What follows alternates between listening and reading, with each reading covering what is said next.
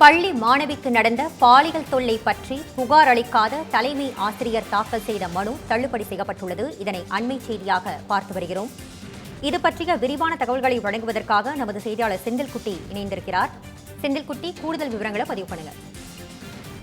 கோயம்புத்தூரை சேர்ந்த பள்ளி ஒன்றில் படித்து வந்த மாணவிக்கு கடந்த 2018ஆம் ஆண்டு பாலியல் தொல்லை அளிக்கப்பட்டது.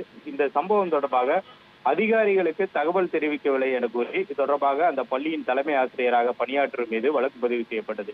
தன் மீதான அந்த வழக்கை ரத்து செய்ய வேண்டும் என்று தலைமை ஆசிரியர் சென்னை உயர்நீதிமன்றத்தில் மனு தாக்கல் செய்திருந்தார்.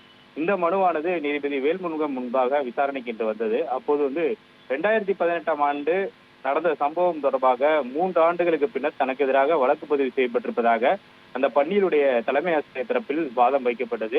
மேலும் பாதிக்கப்பட்ட மாணவிடமிருந்து வாய்மொழியாகவோ அல்லது எழுத்துப்பூர்வமாகவோ எந்த புகாரும் அளிக்கப்படவில்லை எனவும் தனக்கு எதிராக பதிவு செய்யப்பட்ட வழக்கை ரத்து செய்ய வேண்டும் என்று ஒரு கோரிக்கையும் அந்த தலைமை ஆசிரியர் தரப்புல வைக்கப்பட்டது.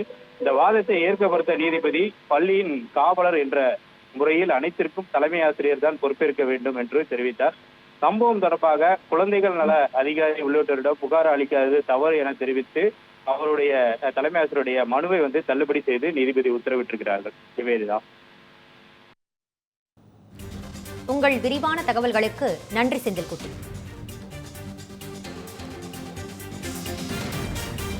பாலியல் புகார் பற்றி அதிகாரிகளின் கவனத்திற்கு எடுத்துச் செல்லாத தலைமை ஆசிரியர் மீதுதான் தவறு என்று நீதிபதி தற்போது தெரிவித்துள்ளார். பள்ளி மாணவிக்கு நடந்த பாலியல் தொல்லை பற்றி புகார் அளிக்காத தலைமை ஆசிரியர் தாக்கல் செய்த மனுவானதும் தற்போது தள்ளுபடி செய்யப்பட்டுள்ளது.